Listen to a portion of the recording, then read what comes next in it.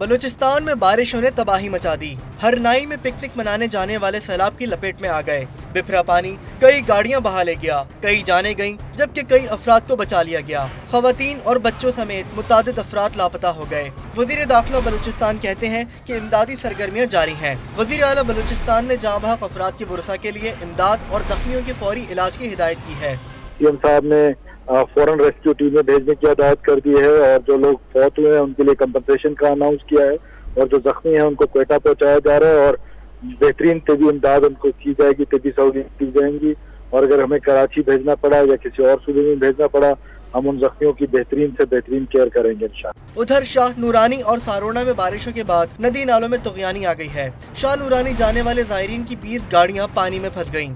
ज़ायरीन कई घंटों से बेयारो मददगार हैं। बहुत परेशानी का सामना हुआ है हमें, हम लोग ऐसे फंस कर आए कि क्या बताएं। गाड़ियां भी हमारी डूब गई है। यहाँ पर कोई भी नहीं है।